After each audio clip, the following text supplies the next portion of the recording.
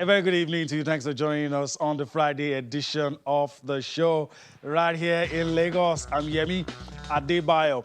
Well, tonight we're going to give you a slice of boxing. We're also going to look at kickboxing in Nigeria. And also we'll talk about all the issues in the world of sports, talking about football, boxing, and some of the other issues currently trending in your amazing world of sports. Later on, I will be joined by my colleague who's getting set, by the way, to be on the show, Oslo Konokman, will join me. And of course, like I said, we'll be looking at all the trending issues in the world of sports. Let me allow Austin join in as we take you on a ride across the money-spinning world of sports. All the greetings to you, Yemi, and of course to our viewers wherever they are watching us in our exciting action-packed world of sports. It's good to be on the show once again. And as you said, yes, we will be talking about boxing. I'm taking it a bit further with kickboxing, because martial arts has the potential to, do well for sports development in Nigeria. So we want to find out what kickboxing can contribute. And remember, it's now an Olympic recognized sport. So that will get our attention. Raphael Akpejiori is one heavyweight boxer that is getting people talking. And it's interesting to know that he's Nigerian, proudly Nigerian. He will join us tonight on the show. We'll take a look at his career. He's 12-0 for that Nigerian boxer and is getting ready for a fight next week, Saturday. Yeah, interesting times ahead. I'm interested in that interview as you are. Of course, it got our attention when he called out Tyson Fury. And of course, a lot of people had to look at the stats. And of course, it's a formidable force in boxing. And I hope he gets his shot at the title anytime soon. And of course, like you said, 12 fights, 12 wins, TKOs, knockouts, all his professional bouts. Nobody has been able to go the distance, and that's great. And like I said, I hope we're able to have that, that interview with him. Boxer, I must say, and someone will say, Austin, why are you calling him fantastic with just 12 fights? I can see the prospect. I can see that he's someone who's ready to go all the way. And no disrespect. He said, look, give me Tyson Fury or Dillian White, to be the best, you must fight the best, So most of his fights have not gone beyond 2 rounds. The last fight, in fact, was round 1. He stopped his opponent. The guy had to quit, this is a good one, and I love that. Say proudly Nigerian, right? And that's what excites me whenever I talk about Raphael Akpejiori. Ajagba is also giving the country some representation. So the future of boxing looks good in Nigeria because these guys, they are right there where boxing gets the sort of attention it deserves. So there are things that they can learn, and when they're ready to come back home or give back, we know that we will be getting it from tested and trusted personalities. Yeah, both boxers, all of the boxers you have mentioned are in environments where they can excel. They're in environments where things can work. So I'm glad that we're having 3, 4, 5 Nigerians, heavyweights who can rule the world. And hopefully one of them will get a title shot very soon. Yeah, so we're always talking about the country is too blessed, so big, talents here and there. We talk about the UFC, you have Nigerians there. We talk about heavyweight boxing, Nigerians are there. Cruiserweight division, we have boxers there, welterweight. This one. I was saying that we get the right persons in place to, lead sports in the country. Definitely Nigeria is a record with international. So if he's ready, let's go to Miami, Florida. That's the base of this admirable heavyweight boxer, Akpejiori. If you're ready, let's go there, Yemi. Have that conversation with Raphael Akpejiori on the show tonight. Good evening, champ. Welcome to Sports Tonight. Good evening. How are you doing? How's everybody doing? Can you hear me well and good? Awesome. Good to have you on the show. And I see you doing it nice and easy, looking all cool. You get into the ring, you're knocking out persons. Well, it's my job. My job is to go out there and knock people out and come out victorious. Awesome. Let's talk about your boxing career so far. It's 12-0. Last fight was one-sided. You took out the guy in round one. None of your opponents have gone beyond round two. Why is Raphael Akpejiori such a special boxer? Raphael Akpejiori is a very dedicated boxer. He's a special boxer. He's a boxer who works very hard, who goes through the process. He's a boxer who's very disciplined. So when we go in there and we take our opponents out really quickly in one or two rounds, it looks easy. But when you then look at who they fought and who they're going to fight after me, they go 6 rounds with them. Unfortunately, people are used to seeing long fights, but you got to understand the longer you stay in the boxing ring, the more dangerous it is.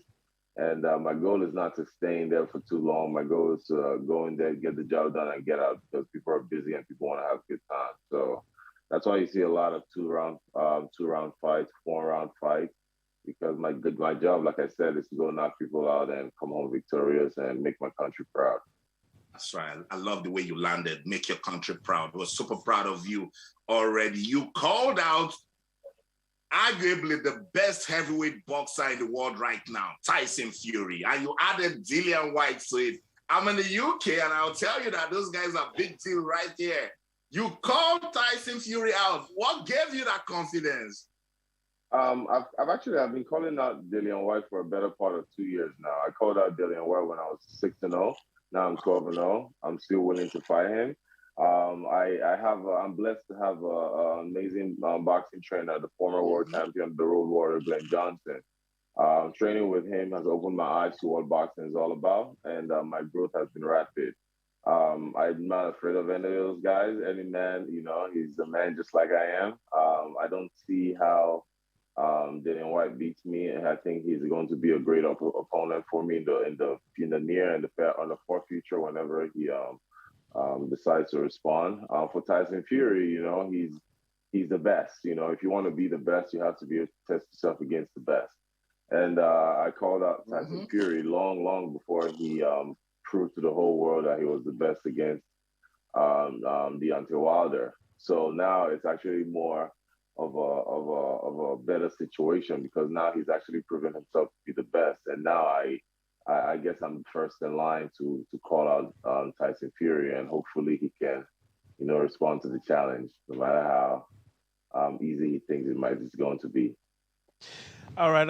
Thanks, Raphael, for joining us. Yemi from Lagos here. So let me just get into the conversation as well. I'm interested in asking you. Your records speak for itself.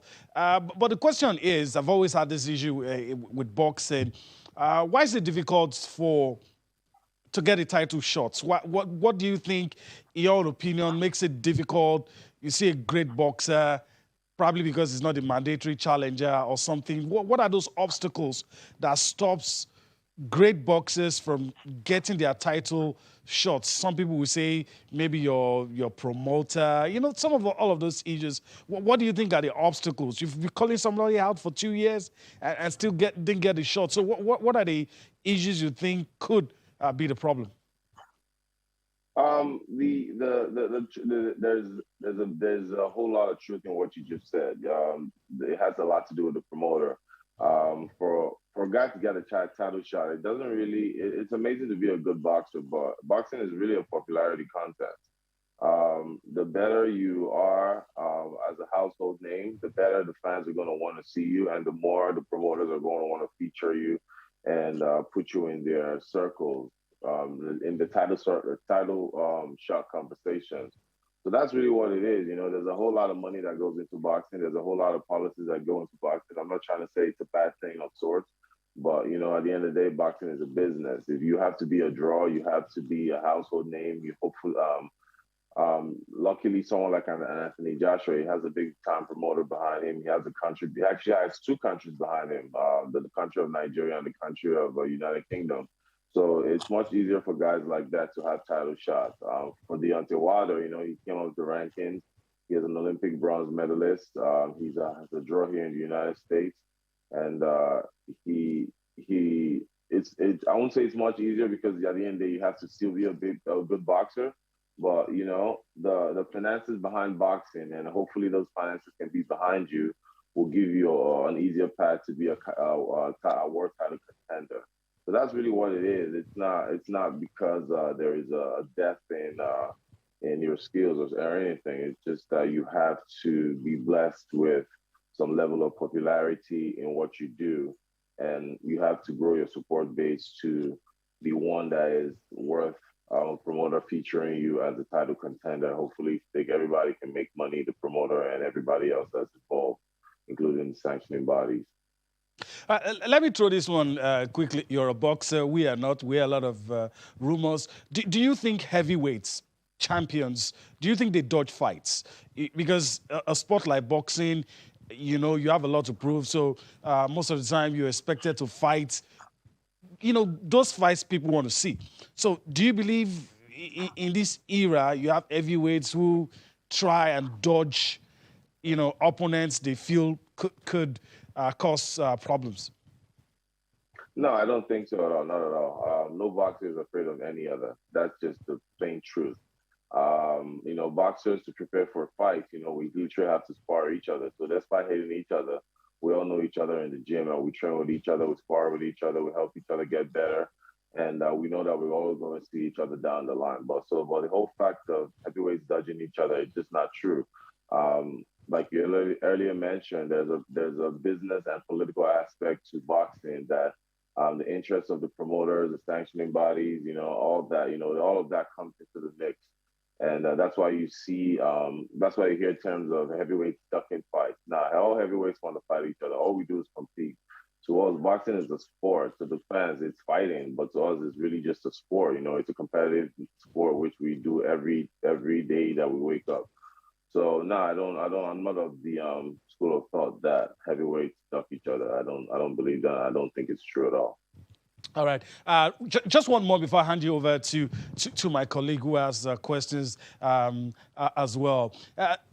Well, from what we see, from where we're standing, it also appears that these days people tend to bridge the gap, force the hand of promoters and these boxing councils by calling out fighters, the boxers they want to fight. It's a trend.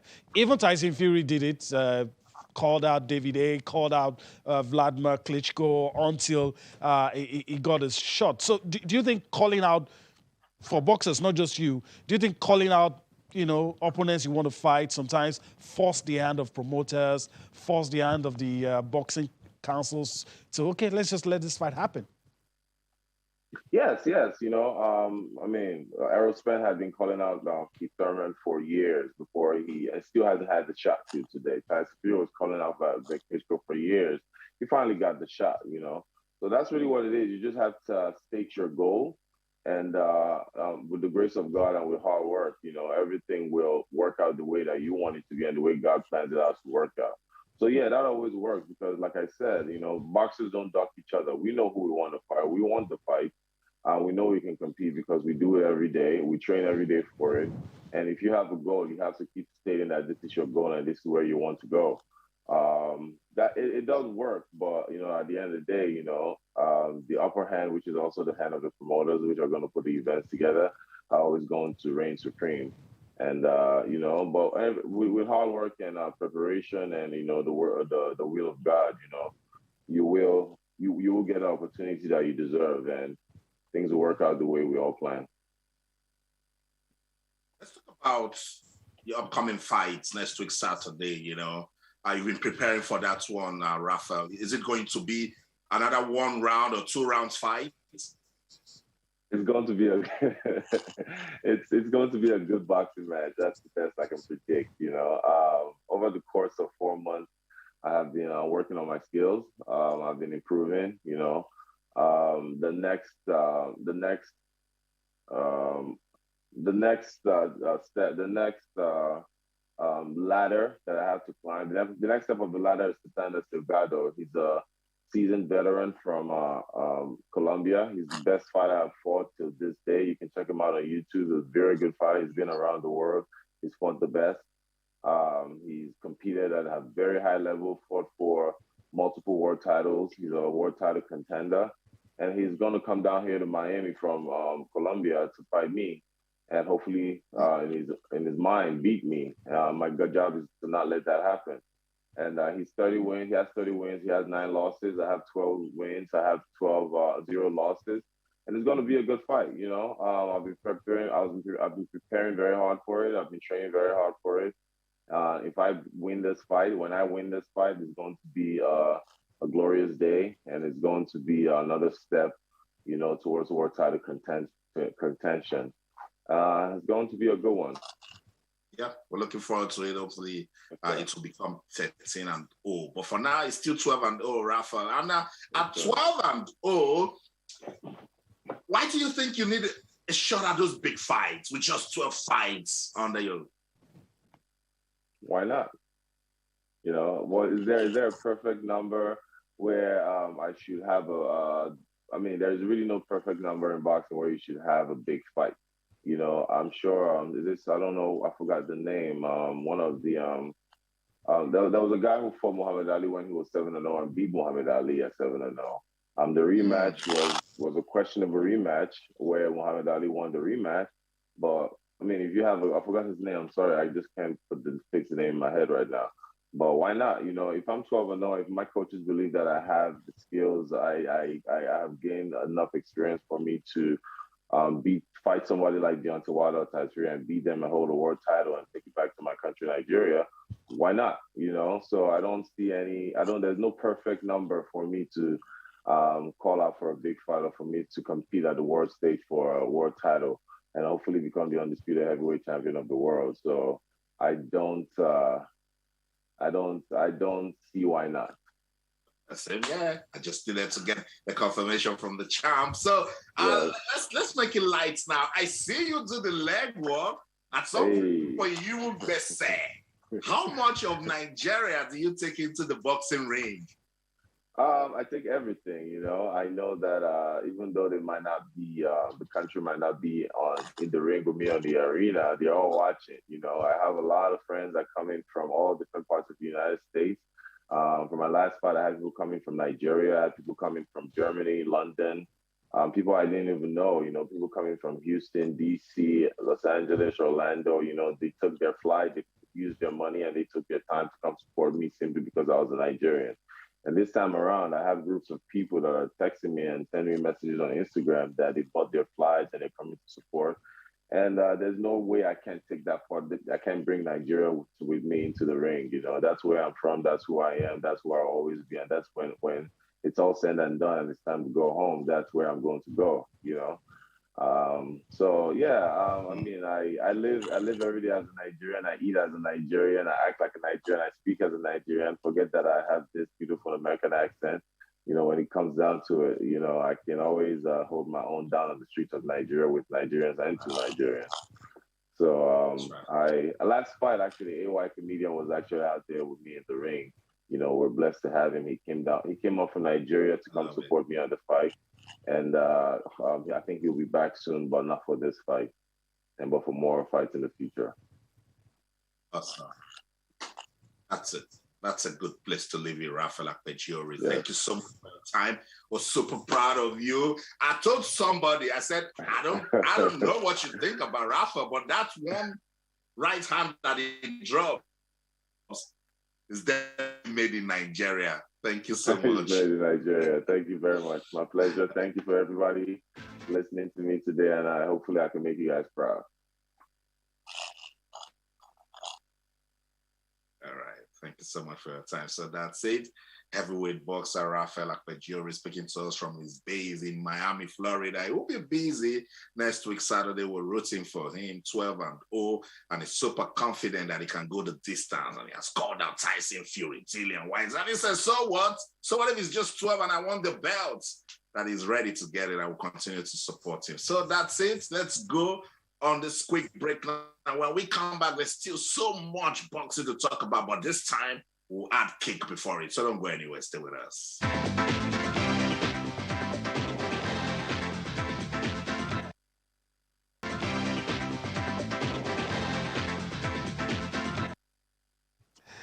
All right, welcome back. And just like Austin said before we went on that break, we're still going to give you some more boxing. Just had a kick in front, make it kickboxing. So we're going to have conversations on kickboxing later on the show as we try to put our ducks in a row and get set for that interview. But before we get to all of that, let's move on the show. Let me quickly bring Alfred Okoligbe on to the show. Greetings to you, Alfred. Thanks for joining us on the show tonight. I'm very sure you listened to some of the things we've been discussing. I mean, it's interesting these days. These days, we have a lot of Nigerians in the heavyweights, and hopefully one of them will get a title shot very soon.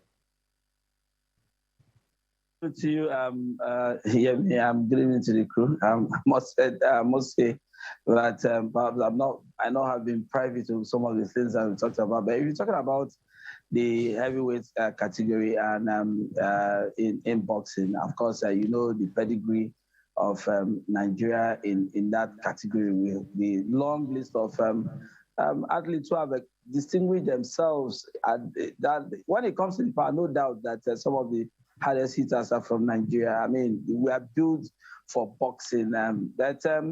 In our climate, how well have we been doing in boxing? I think that's a challenge that some of our administrators will have to answer in terms of the level of support we've given to the professional kid there. Ifeanyi Jagba is one who is on the verge of being celebrated globally. He was here. There's this classic interview I had with him just after the Olympics that he represented you and I. And not so much, I mean, he didn't, some of the things he said are the things that we all know in terms of the support that we give to our athletes. Is boxing still at that level where we had the likes of Okorodudu, Joe Lasisi, Davis, and they name them, rule the, call their own on the continent and indeed the world in boxing? No, we're far from there. So we really have to look at ourselves because we have the men and we have the materials. We just harnessing the best of it to give the world something really spectacular. Yeah, I like that, Alfred. But I'm tempted to ask you again, Alfred, how far do you think we are from seeing a Nigerian, whether he's here or not? Because I know you've said that already. But how far are we from seeing a Nigerian go on to become a champion, probably the heavyweight category? Anthony Joshua is our poster boy there. Yes, he's been there, lost it, won it back, lost it again, and he has another opportunity against Usyk. I think when you look at Anthony Joshua, he may not have developed here, but he's through and through in Nigerian, and I think he still has a lot to give. Perhaps experience. He's perhaps maybe his corner. They are talking about his trainer has not been enough for him to ensure that he gets a better. Hey, another person who can actually, I think, yes, he may have lost in his last fight is Ifeanyi Jagba. This is a young man that converted from being a footballer to boxing, a late starter, if you like, a late bloomer, and we saw how he went to the African Championships, and that was in Cameroon to qualify the Olympics. At the African Championships, he said some of the judges, the kind of judgment they give for fights. So he left no one in doubt that about his greatness, where he knocked out every single opponent in that competition to pick an Olympic ticket. And at the Olympics, at that stage, it's not something money sometimes can buy. It has to do with the experience. So Ifeanyi Jagba is in and around, if you ask me.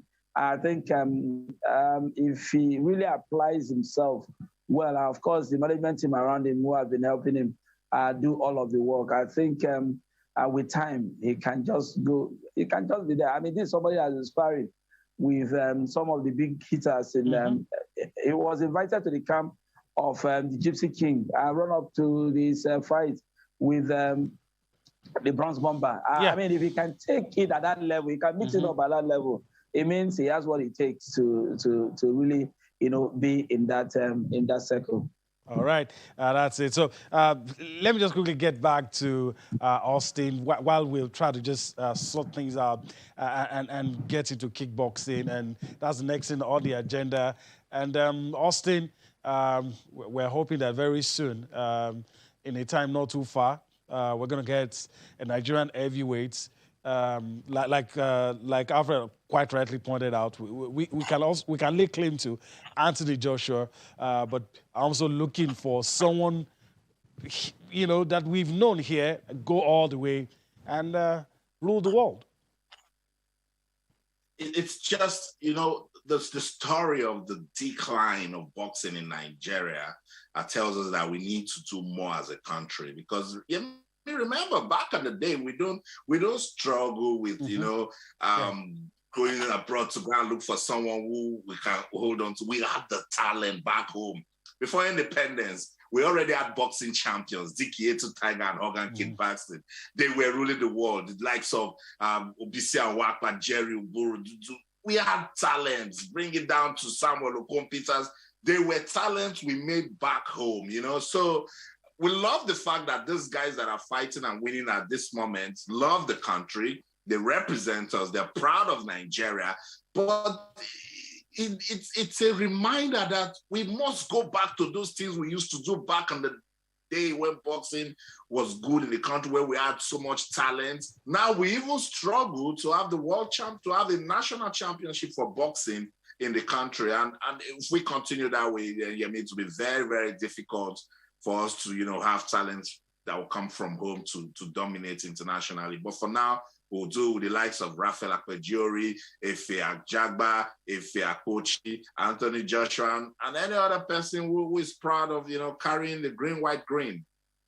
Yeah, that's it. So hopefully it will not be a long time, and hopefully Anthony Joshua regains his titles as well. All right, as we're going to get into it shortly, but let's just talk about kickboxing if we can, as we're preparing to get into that discussion.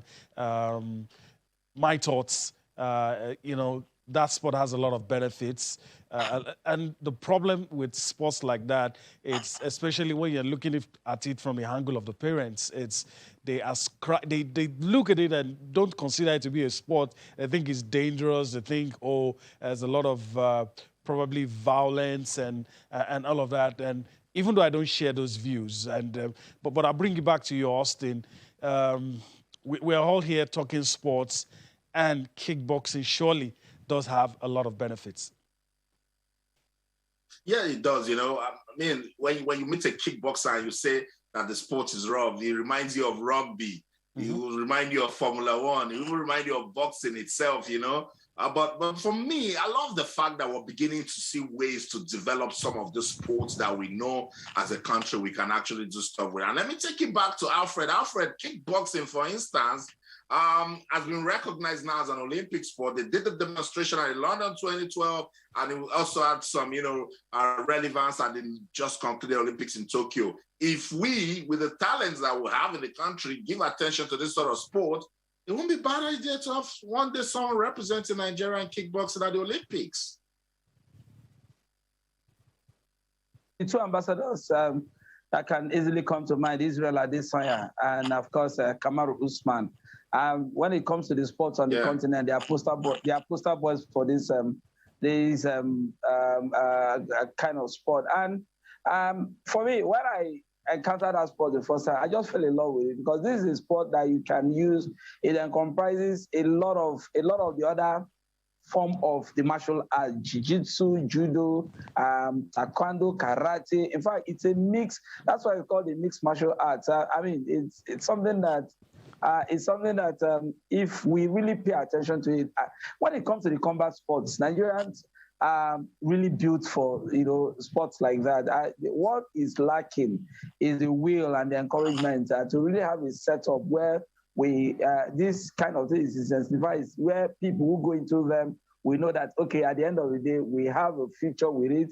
We can grow with it. We can actually achieve our dreams with this. That's the difference. Only today, I was reading a story from Enugu, where a coach, Coach Anthony Wakwama from the Abia State Sports Council, is lamenting the death of judo. This was a sport that we took for granted. It was part of our everyday life in time past, but no. They're talking about people no longer want to do judo, and people don't. So it can say that for all combat sports.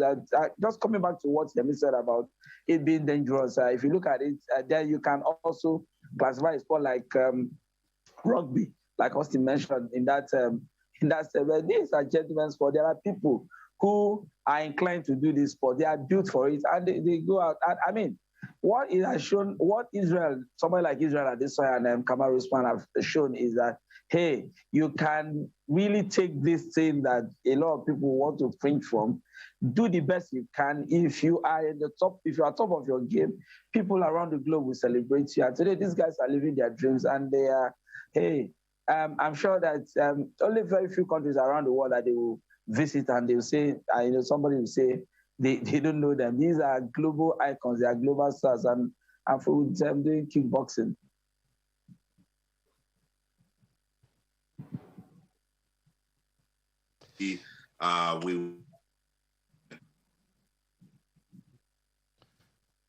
Okay, yeah. It does appear that we probably might not just be able to have that discussion on kickboxing, but we'll see if we can still try to have that discussion. We're doing a lot of things behind the scenes. Okay, let's just try it and see if it works out. Greetings to you, sir, President of the Kickboxing Federation, Mr. Wilson Okon. Thanks for joining us on the show.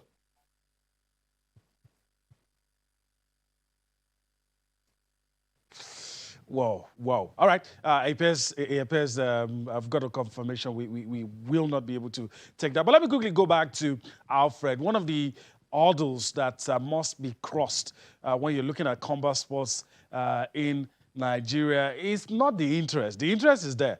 We're seeing like the names you've mentioned, a lot of them doing so well, but the parents, that's a serious hurdle. You look at the parents, the skepticism, believe it's dangerous and all that. Even though sportsmen will tell you any sports is a risk, anything can happen, even the one that looks as if.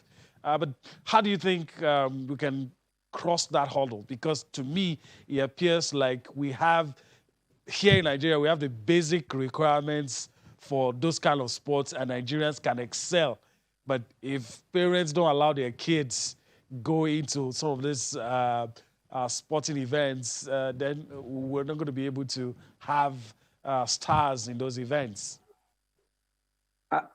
For me, I think it has to start early. We have to develop our sport from the grassroots. Grassroots primary school that is the foundation of everything. I mean, elsewhere, a sport like wrestling and the rest of them are introduced at that level of competition. You have to have youth coaches who can really identify this talent at a very young age, keep at it. And all this has to do with education, being able to communicate effectively with the parents, tell them the advantages of allowing their kids do this kind of sport. That's why I like the Blessing Oborodudu story. Blessing Oborodudu was only medalist, yes, in wrestling. She won the silver medal in wrestling with category. And I think one of the reporters went to the parents and they said a certain Daniel Igali came to meet the mother when she was still in early part of her secondary school, say, give me this girl, train this girl, let's allow this girl do this sport. Today she's an Olympian. She was on the podium at the Olympics. I mean, that's the advantage of starting very early, having a program where you can drag it, because all of the sports, the serious sports that we have now that are making money, started in primary school as fun, as play, as something that will make the kids really interested in just playing and doing them. It is when they get to that intermediate level that you begin to, kind of add the final rudiments of how to be the best in those kind of sports. So at that basic level, we have to get it right. Yes. The more people have, come into the program at the young age, the better the output you get at the top of it. All right. Yeah, I agree with you, Alfred. I guess we have to leave it at that point. We need to move on the show. We have a few minutes before we go on break, but let's quickly take a look at fixtures for the English Premier League. That's our next spot of call. Let's take a look at the fixtures. And for this weekend, of course, attention will shift to the Manchester United manager. A lot of people looking at what will happen. Leicester City up against Arsenal. Burnley will take on Brentford. Liverpool will take take on Brighton. Manchester City will take on Crystal Palace. All of these matches will be played on Saturday.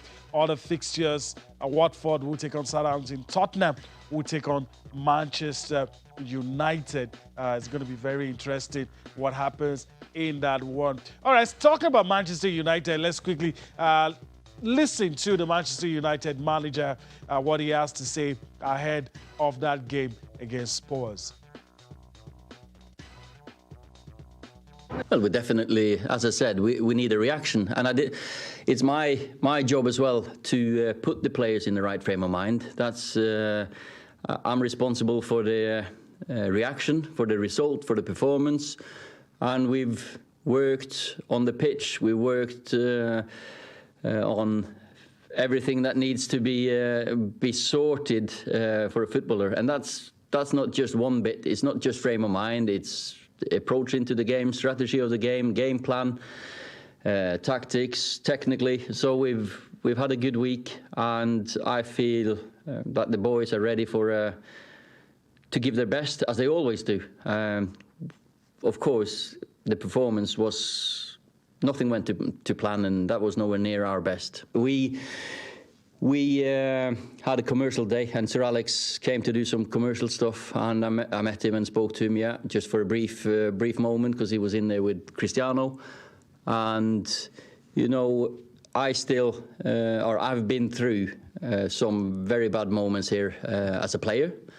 And when I've been a coach and a manager as well, I've had to deal with setbacks. There's probably been 2 or 3 crisis at least since I became the manager here, and one thing I can say is that I'll always give it a good shot and fight back.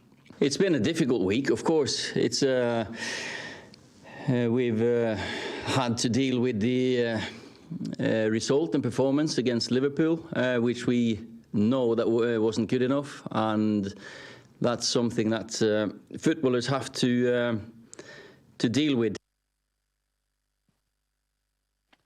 All right, Manchester United manager expecting a reaction from his players. Let's go on a break right about now. When we return from that break, we'll talk about what he has said, talking about Manchester United manager. And of course, we'll also spare a thought for Eriksen, the Danish player who's been having issues with his health, and what his club has to say. Let's go on that break and return for more on Sports Tonight.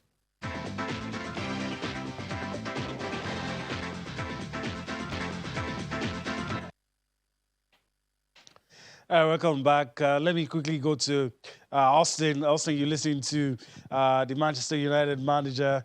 I don't think tomorrow's game will decide his future, but a lot is resting on that game as well. Well, I mean, with what I'm getting from the media in England, that game means a lot to Manchester United. I was telling Tayo this morning that I was listening to radio, and some fans of Manchester United are wishing that Ole will lose that match so that they can finally tell him to leave the club, So that's how frustrated some of these fans are in the United Kingdom. But Manchester United and Ole, they understand that this is a game they have to win, and he needs to get the right mentality for it, because if they don't win that match tomorrow, look at his face, you can tell he's under so much pressure. It will be worse tomorrow at White Hart Lane if the result doesn't go for them. Tottenham, on the other hand, they are also going through a phase, and they will want to win that one. Just a point separates both teams on the league table, with Tottenham leading with just 1 point. So I don't know. This is just very difficult times for Manchester United and OGS. I just hope that something special will happen for him tomorrow. His players need to turn up. I know we're definitely going to have a good game of football, but yes, a lot depends on that game, and it might just decide the future of Ole in Manchester United. All right, we'll wait. Alfred Okoligbe, your thoughts on what could happen tomorrow? Austin has put a perspective to it on some of the fans, hoping that he loses so that he could get the boot. But of course, the owners of the club appear to still want him at the helm. Well, that seeming appearance of wanting him to stay, I can tell you, dependent on the results tomorrow. You were like, the game might not decide his fate. That is the game that he needs to win. This is the man under pressure. The moment the board begins to talk about you being the man for the job and the rest of them, and all of those words, coming out, just know that it's just you're on the edge with one kick and you're out of the exit door, and that's the kind of pressure that with modern day coaching, it's all about the result. Manchester United, especially for the fans, they think that it's a big club that must get the result week in, week out. But that is not the case. The Manchester United that we've seen now is not one that you can really bank on to deliver. Players not playing at optimal level. The results not coming their way. In fact, that thrashing they received from Liverpool is one that leaves a very sad taste in the mouth. So there's a lot dependent on this job. Tottenham themselves, we want to. Tottenham is a club that blows hot and cold each time. Sometimes when you expect them to get the result, they don't. And when you expect little or nothing from them, they kind of, with Harry Kane and the rest of them, they kind of show you that it's a decent football club. But sometimes it's for me, as a neutral, I would like to see, I'll just watch the game and enjoy it. I don't support any of the teams, so just enjoy it. If the man is sacked, so be it. If he stays, that's for Manchester United fans who are just going to keep murmuring. It's the gaffer for now. How long that will be, I don't know. All right. Nobody knows as it is. Nobody really knows what's going to happen. All right. Our last port of call on the show tonight is the story of Christian Eriksen and the fact that Inter are saying, look, don't rush back yet. And there are also reports that are willing to, let him go. They are willing to, part ways with him. He's not permitted to play in Italy this season. All right, Alfred, quick one on that. Inter has history of Kalilu Fadiga in Wanko Kanu. I mean, all of these issues happen a lot of the time. But in a few seconds, I don't think anybody can blame Inter. No, nobody can. I mean, these are sometimes in contrast, they say this is force majeure. It's something that would have emanated from them. It's unfortunate that a player like Harrison got the, out of football the way he did. What happened at the Euros? We just thank God that with advancement of medicine, that he's today alive, and that's something that you should be grateful about. All right. Alfred Koligwe, I want to thank you for your time on the show today. Hopefully, we'll get to do this some other time. Thank you very much, Jerry, and a very good night to you, Austin. All right, so that's the show today. We do hope that you enjoyed everything we've been able to do. Of course, we'll be back here again next week from Lagos. I'm Yemi Adebayo. Bye-bye now. It's always a delight to have you join us to talk sports. Yes, let's do this again in London. I'm Austin Okonakwan, and everything you do, remember, talking sports. Bye for now.